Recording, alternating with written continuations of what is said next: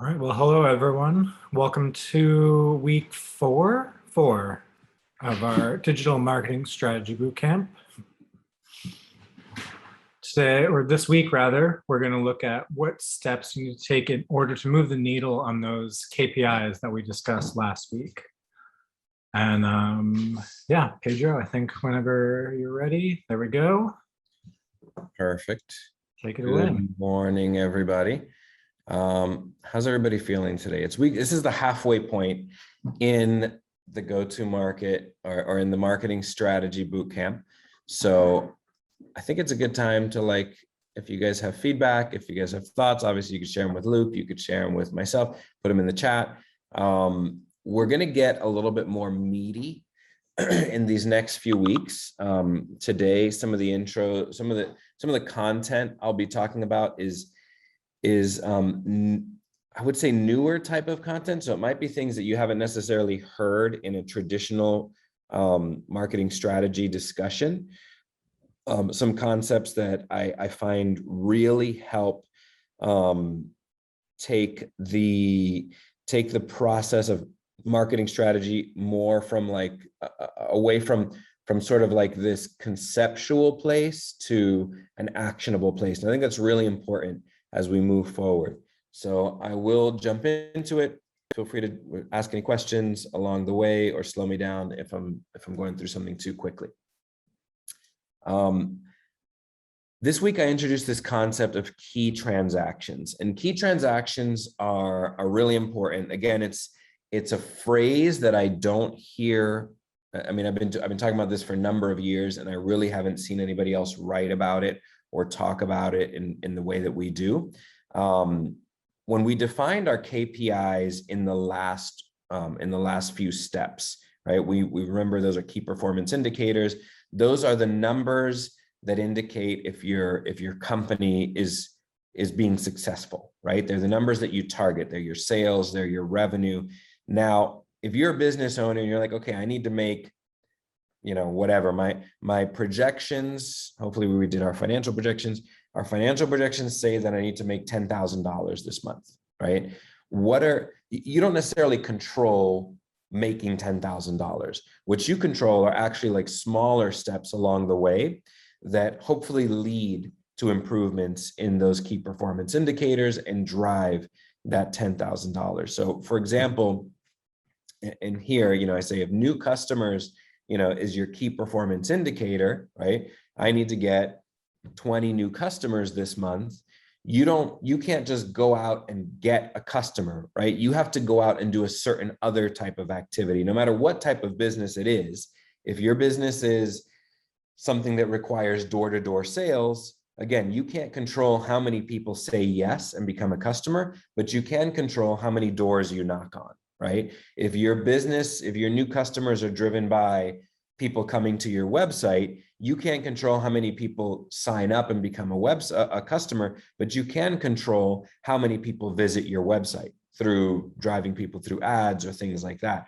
No matter what the path, if you get new customers through handing out flyers, right? You can't control how many people see that flyer and call you, but you can control how many flyers you hand out. So that step that you can control is what I call a key transaction. And we'll go through those a bit more. So you'll see, I don't really like animations. I make very boring PowerPoint presentations, but just for you guys, I made an animated slide. So I want you to appreciate the amount of effort that I put into this. So if your key performance indicator is monthly recurring revenue, and this is like a subscription business or anything like that, right? Of course, this is the number you need to track at the end of the day. But now in order to get there, right, you have to first get a sale that then becomes monthly recurring revenue. And then in order for that sale to happen, somebody has to start the checkout process. I'm assuming this is a web-based, sale. So this now drives the sale, which drives the monthly recurring revenue. And before all of that, you need to be able to drive a non-bounce visit to your website. Non-bounce meaning you'll get a bunch of traffic to your website that gets there and leaves right away, right? So if you use Google Analytics, just get a little deeper, and we can maybe, if we have time, talk through some Google Analytics stuff, but in Google Analytics, you could cut out your non-bounce traffic. And this is actually, a lot of people don't know you can do this in Google Analytics, but I'll have companies come to me and say, well, look, we had 30,000 visits last month, right? Or 20,000 visits last month. And then when I apply this segment filter to filter out the bounce traffic, it goes from 20,000 to like 200.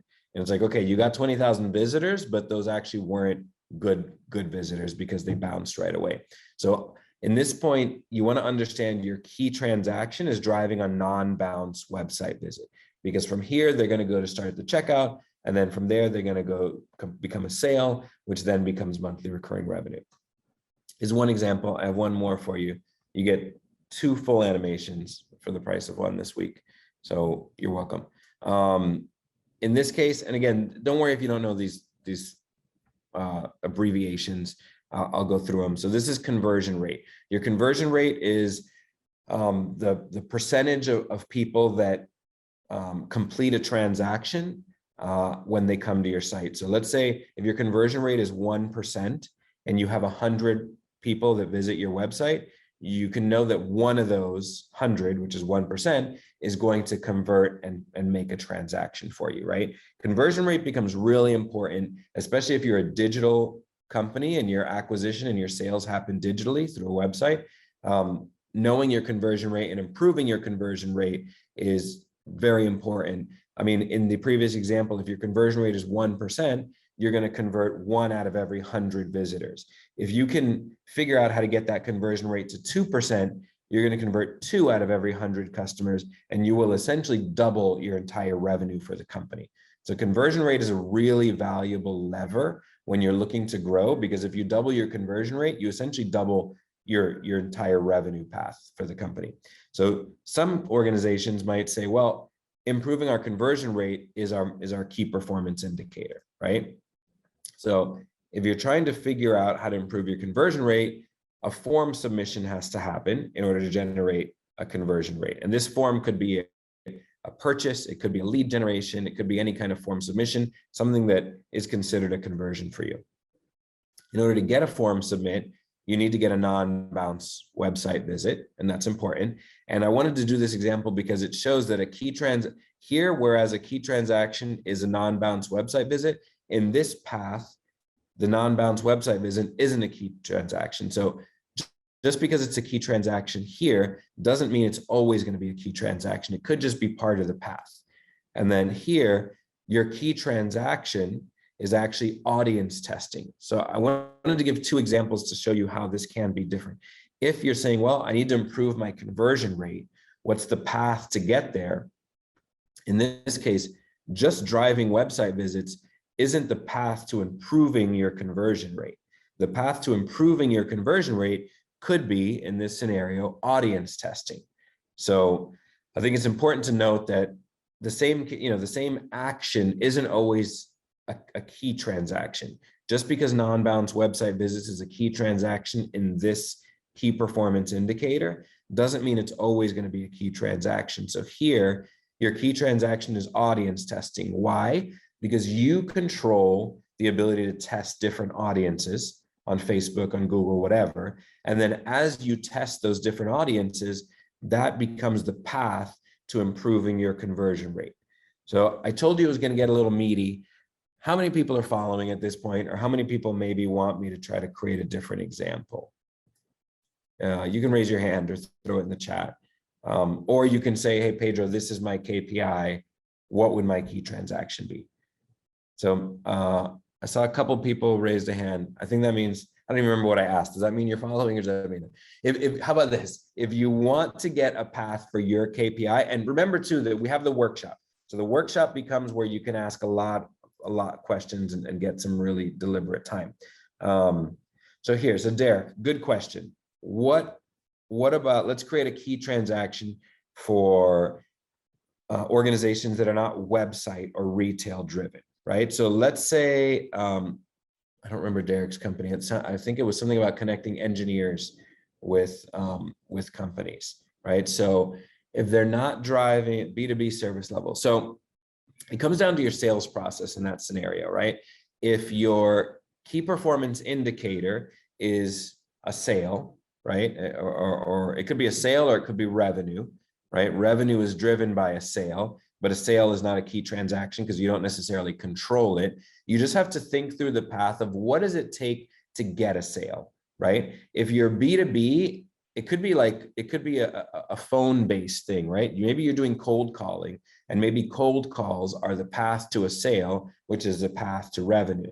So in that scenario, your key transaction is a cold call. If you work, I've worked with some people who own call centers, right? And in a call center, there's no website, there's no bounce visit, there's no audience testing. Their key transaction is a phone call. And they understand that very, very well because they'll have agents, and the agents have a target. And that target is not necessarily sales. The target is phone calls. The target is you have to make 100 phone calls every day. That is their job. That is their target. They don't understand that 100 phone calls is going to lead to X amount of revenue. Because again, if you're working in a call center, you've got to really specify to people, this is your one job. This is what you focus on. So in a call center where cold calling is part of the sales process, picking up the phone and making a phone call is a key transaction. And this is important because, and Derek, I don't know if cold calls are a path for you, but happy to kind of target this, kind of dive into this more on the workshop. But if the reason why this is important, and I want to talk about this for a second, is because if you've got an organization that is revenue driven, the cold calls don't work for you. I'll keep using this as an example just to kind of explain for everybody else, but feel free to, on the workshop session, let's work through your example specifically. If you've got a B2B company and cold calls do work for your industry, right? If you're thinking, man, how do I drive revenue? How do I drive revenue? What do I do? What do I have? I see entrepreneurs get stuck in this thing of I need to drive revenue, but I don't know what to do, rather than just saying, I'm going to make 100 phone calls today. If your key transaction is 100 phone calls, you don't have to think about all these other things. You don't have to think about how do I get revenue? You don't have to think about what am I going to do? All you think about is achieving that key transaction. And if you've got a team, even better, because you can give your team really specific action items based on that key transaction.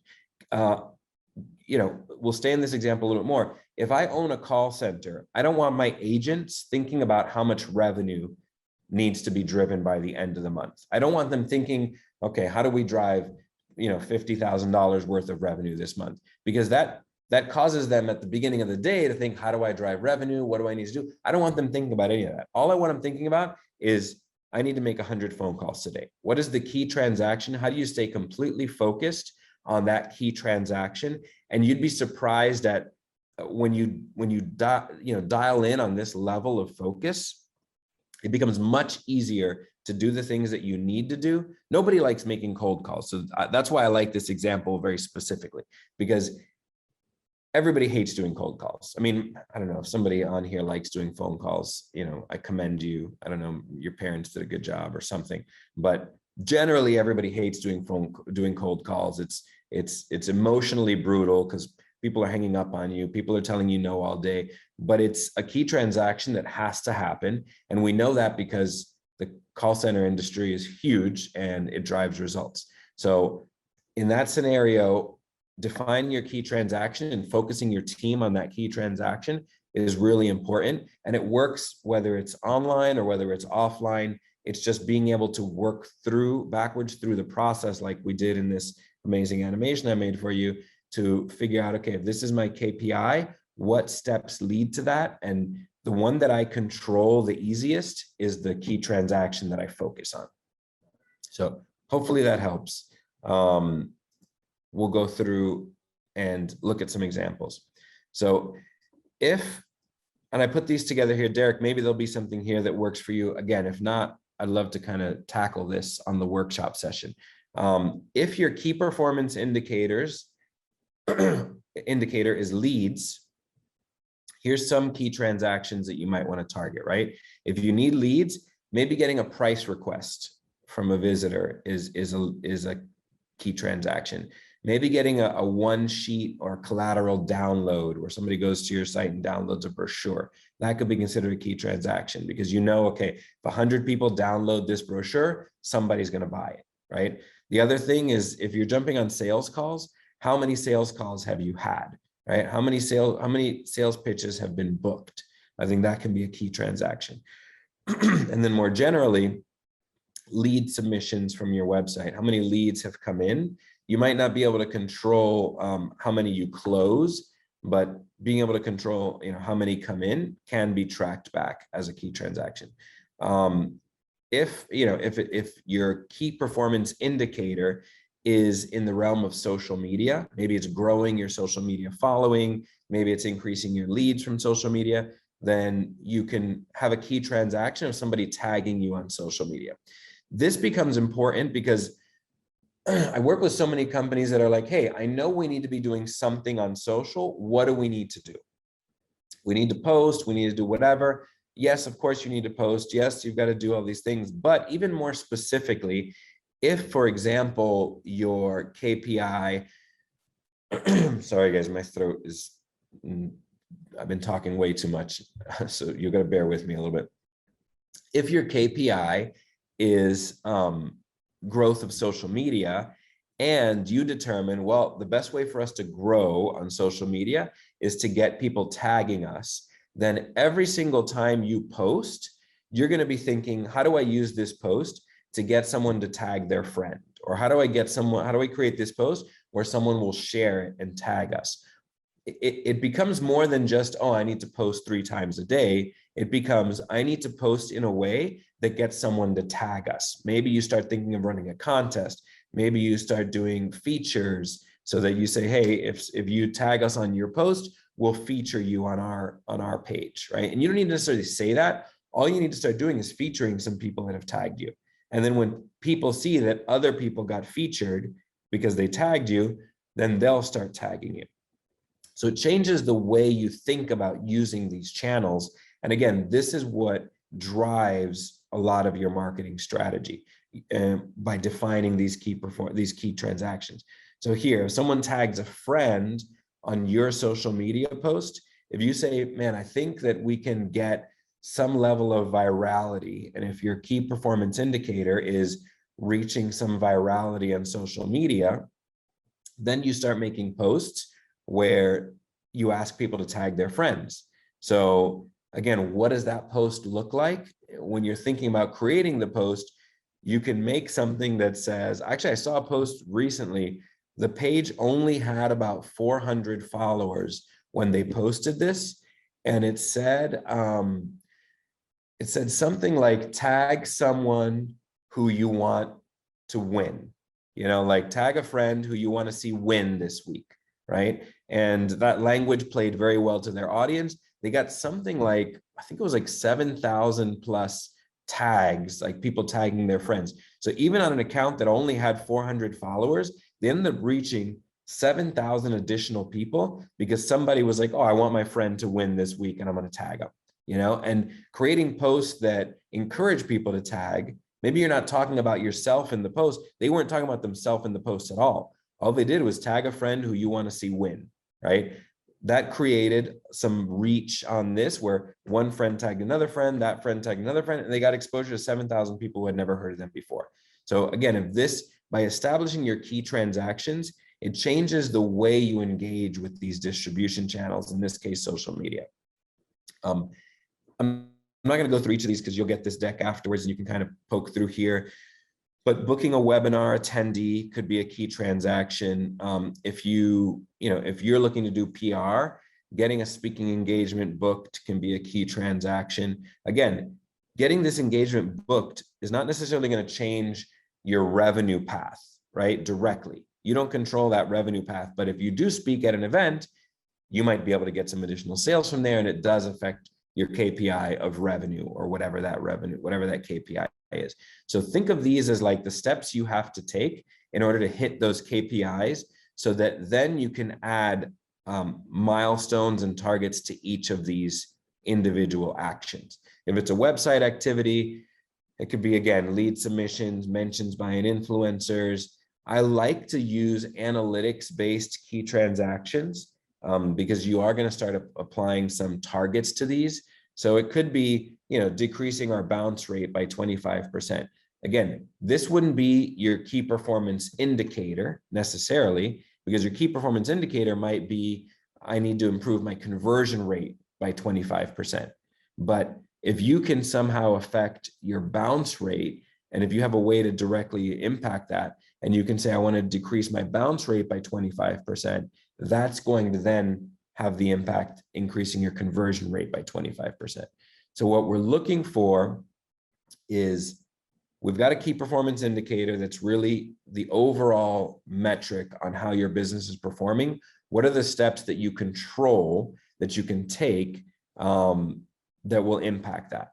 And as we're building out our marketing strategy, having goals is not a strategy. If you say my goal is to reach, $1 million in revenue, that's not a strategy. Your strategy is, what are the steps you're going to take to reach that goal? And that's where the concept of key transactions comes in. The other thing I was going to say is, I really discourage people from setting milestones annually. So I just gave an example, $1 million this year, right? The problem is, people are natural procrastinators. So if your goal is to hit $1 million in revenue by the end of the year, you're probably going to, not all of you, maybe I'm just speaking for myself, but you're probably going to do the same thing you did in high school or college and procrastinate up until like September. And then you're gonna be like, oh, shoot, I need to do all this work to try to hit this $1 million in revenue. So I never like to have annual goals. I like to have monthly goals. And even within the monthly goals, I set up weekly sprints. So if you want to hit $1 million in revenue by the end of the year, how much revenue do you need to drive in month one to start you on that path? And that path doesn't have to be linear. It's probably not going to be linear. By linear, I mean, if you're making $1 million by the end of the year, it doesn't mean you're making 90,000, whatever the number, 86, doesn't mean you're making $90,000 every single month, right? Month one, you might be doing 20,000. Month two, you might be doing 30,000. Month three, you might be doing 40,000. And the path is going to go up like that, just like, any successful business should do. They should have, improving numbers month over month. But if you're not watching it monthly, you're going to miss out on that. So I will encourage you now, you can go back. We're not going to do it in this call, but as you're thinking through your strategy, you put some numbers in your year 3 and year 5 milestones. I want you to work through that and come all the way down to like months 1 through 6 or 1 through 9 and try to create that path. If I do this now, how does this get me to where I want to be in 3 years? And if you can't make those numbers work, maybe it's a time to revisit your year 3 and your year 5 milestones to make sure that it all aligns properly. So why do key transactions become so important? I use this photo because I'm going to give a word picture on my next photo. People look at this, and this is how everybody looks at like companies, successful companies. They look at it from this stage and they're like, wow, that company is amazing, right? I want to build that thing. I want to build this. If you're a builder and you look at this building, you're like, man, it would be incredible to build that. Right? I want to go down this path of building this thing. And what they don't get is that the path to building this starts with these really boring blocks, right? You've got to start somewhere. You got to build that first wall. You've got to start building this process. And this building is going to look like garbage all the way until it's like really close to being done. And oftentimes that's how businesses look. I see people freaking out all the time. They're like, this company does not look like what I expected it to look like. And I say, it's because it's not complete yet. Like, you're still working on it. You're still building it. And it's okay if it doesn't look like it's supposed to look. And it's okay if it's not super exciting or fun. What's important is that you're establishing the building blocks to getting there. And you know that because you've established the 3-year and 5-year vision that looks really good and really exciting, it makes it easier to kind of keep going back there and then coming back and saying, okay, I know the bricks that I'm building right now are getting me to that point. It just takes some time to get there, and that's okay. Let me see here. I've got a couple of milestones. I don't know, maybe I want to just jump in. How much time do we have left here? Well, we've got some good amount of time. So I I want to talk through once you establish, so understanding what your key transactions are is the first step, right? So if you know, okay, my key transactions, and I think I'm going to go to this next slide because we can kind of watch it here. If you know my key transactions are here, we'll look at this example. My key transaction is getting from month 1 is getting 1 new client, right? Or sorry, my KPI for month 1 is getting 1 new client, right? That's my KPI. That's what I have to do this month. That's my goal, because we're working on monthly milestones. And then my key transactions, how I get to that client, might be attending events. And I know this isn't going to apply to everybody, but bear with me here for this example. If you need to get new clients and your key transactions, this is a more, this could be a very good B2B example. This could be a marketing agency. This could be, any kind of organization. If I need to get 1 new client, you say, okay, I know that attending events is something that potentially leads to clients. I know that as a result of attending events, I'm going to generate some leads, right? And then as a result of some of those leads, I'm going to generate some sales pitches, and I'm going to deliver those sales pitches. So this becomes kind of like your key transaction path, right? You say, okay, the way that I get in this person's industry, the way that they get leads, right? And they work backwards. So how do I get new clients? I need to do a sales pitch. How am I going to do sales pitches? I need to generate leads. How am I going to generate leads? I need to attend events, right? So in this scenario, and Derek, maybe this is a way that you guys could work. If you said cold calls don't work, maybe events work, right? So in this scenario, this person knows I need to attend 4 events, right? They have a target this month. They're going to figure out, okay, how do I find 4 events? Where are these 4 events? How do I validate that they're a good event that I can attend? Yeah, maybe they're canceled, but maybe there's a Zoom equivalent.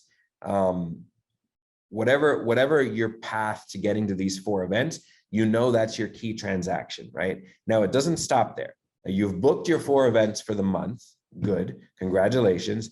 Now you've got your next key transaction, which is leads generated. So I'm not just going to these events and attending and kind of walking around aimlessly, right? I'm going to these events with this mentality that I have a key transaction to accomplish here, right? And my key transaction in this event attendance is to meet 7 people that become leads. So you go to your first event, maybe you get 1 lead. You go to your second event, maybe you get a second lead. When you go to that third event, I've got 5 more leads to generate, and I've only gotten 2 so far.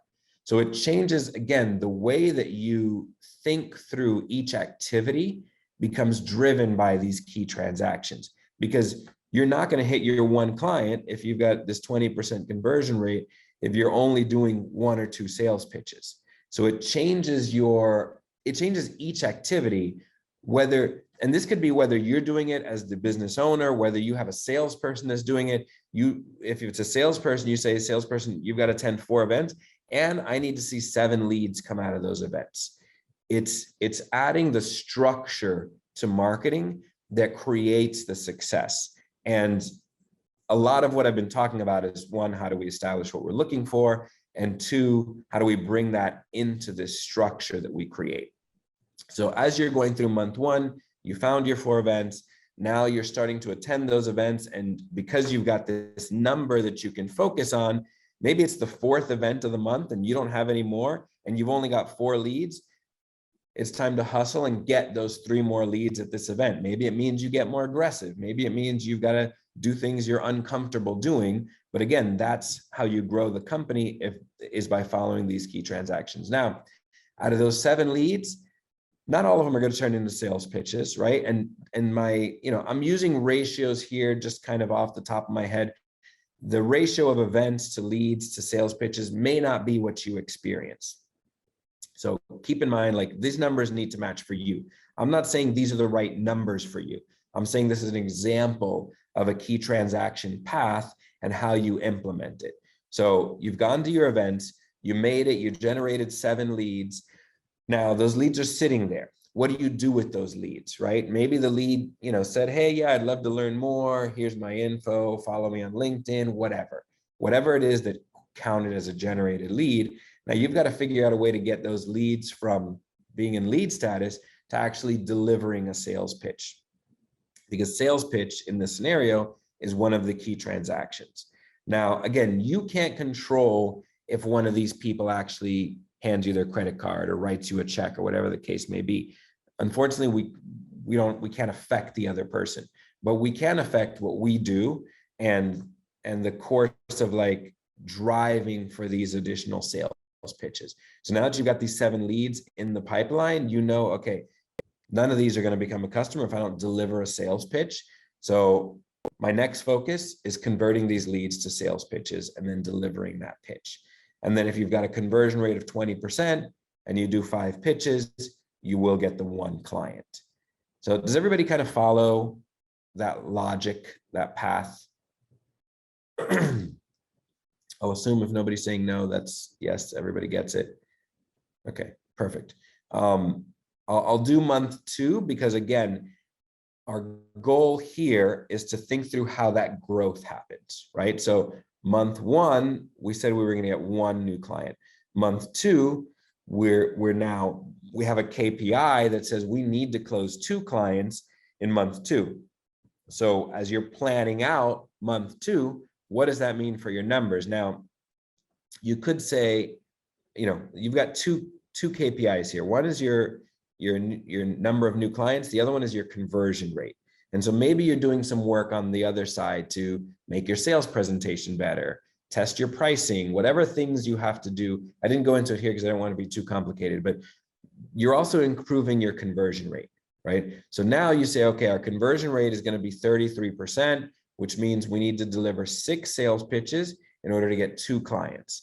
And you do the same thing. You kind of work backwards. If I need to do 6 sales pitches, I probably need to generate about 9 leads. And if I need to generate 9 leads, I probably need to attend 5 events, right? And now this becomes your focus for the weeks and the month that you're running through. What I want to avoid, and trust me, I see this every single day of every single week. I meet a new founder, we probably get, I don't know, 150, I probably look at 100 decks, maybe 150 decks every month. And the founders come to me in all different stages, but every single day, I'll say 3 times a week. 3 times a week, I have a founder that comes to me and says, I've been doing this for 4 years and I'm just not seeing the progress. I'm working very hard. I'm working 50 hours, 60 hours a week, but I'm not seeing the progress. And when we introduce this framework to them and they actually follow it, it changes the entire game plan for them, because they go from like doing all this busy work and doing things that maybe they're comfortable doing. I find that most founders, most entrepreneurs are really good at something. They're a very good marketer, or they're a very good salesperson, or they're a very good coder, or they're a very good, engineer. And they like to do those things, and they keep doing those things. So they'll work 60 hours a week, focus on the thing that they like to do. Unfortunately, if they're not working from these long-term milestones and then backing that out into monthly and weekly key transactions, the things that they do aren't the things that are moving the company forward. So if you're building a product and you're a product guy, you might spend every month improving your product, and you improve it, you improve it, you improve it. A year later, 2 years later, you've got an amazing product, but still nobody that's really using it. And that's because your key transaction, your key performance indicator really isn't having a great product. Your key performance indicator is having customers. And how do you get customers? You reverse engineer. Okay, what do I need to do to get those customers? And that's this process that we're talking about right here. And again, everybody's going to have different key performance indicators. Everybody's going to have different key transactions. But the process of not wasting, I don't say wasting time, but kind of wasting time, not wasting your time, but instead moving in incredibly deliberate ways. It may mean you need to ignore your product for 3 months because you don't have time to focus on it while you're doing these other things. There's, I had a story of, I was running a company And somebody was saying, one of our new customers had a really bad experience, and somebody on my team was like, we need to focus our energy to fix this. And my response was, I don't care that that person had a bad experience.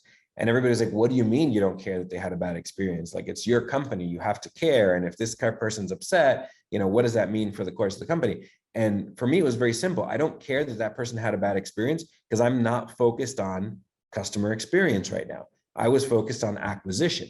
And it's almost to the detriment of anything else when you learn to focus on the one KPI it's meaningful. And after I explained to them, I said, well, it doesn't matter that one person had a bad experience, because we don't even know how to get 2 people or 3 people or 5 people. I want to learn how to get 10 or 20 customers, and then I'll worry about the fact that those 10 or 20 customers are having a bad experience. Because if I focus on making sure that every customer has an amazing experience, but I don't know how to get customers, I've wasted that time. I've basically spent a bunch of time optimizing an experience that I don't know how to get people into. So even if it means there's like weeks that I will not check email, and I'm getting really important emails from people that I really care about that I should be responding to, but I will not check my email because I'm still focused on my main key performance indicator that I have to move the needle on. And if I don't move that needle, I don't care that emails don't get responded to. I don't care that somebody's having a bad experience. I don't care about any of those things. I only care about the thing that I'm focused on, because that is the one thing that's going to move the business forward. And to bring this back, I know I'm ranting, but hopefully you get the point. To bring this back to marketing strategy, there's too many schools of thought that have you trying to do everything all at the same time. And that is not an effective marketing strategy. It works really well if you're Zillow and you have a 18-person marketing team and you have a $450,000 a month budget that you can focus on all the things at the same time. But if you're a small business owner or you're a startup founder and it's just you or just you and one other person, or even like anything less than like 5 or 10 employees, you've got to become really good at ignoring everything that's not critical to business growth. So Ingrid, good question. And it's the same question my team asked me. Will that cause you to not get as many people eventually or present a bad product? Of course it will, of course. But everybody here should be building, hopefully you're building a business that has a huge market size, right? So yes, there is a part of me that's worried about one person being upset or 10 people being upset or even 100 people being upset. But once I learn how to get people into the product, my market size is probably millions of people. And if there's 100 that are upset, that's okay, because there's 999,900 more people. I don't know, whatever. I'm not a mathematician, okay? There's a lot more people that I can get into the funnel and give them the better experience. And as soon as I'm done focusing on how to create growth, I'm going to apply that same energy that I put at the front into getting the experience right. And maybe it might take me another couple of months to do that, and I might piss off another 100 people. But again, there's another 999,800 people that are still out there, that are still waiting to be acquired and can still come in and get the better experience, right? So I'm not necessarily worried about making this. And again, if you're trying to get this perfect experience from start to finish, right? But you don't know how to get people to start, you're kind of wasting all your time making this other stuff good, right? And I get people all the time like, well, if you get one person upset, they're going to tell someone else and it's going to steamroll into something else. That's just not reality. There's so many customers out there that one person being upset and telling someone else that they had a bad experience is not going to change the game for you. Obviously, I'm going to try to reach out to those people. I'm going to try to make it right for them. But if I don't know how to get 1,000 people into my product, I don't care that 1 or 10 or 50 are upset, because I'm never going to be able to grow anyway. And I'm going to constantly be stuck trying to make one person happy or 10 people happy instead of learning how to get 1,000 customers into my funnel.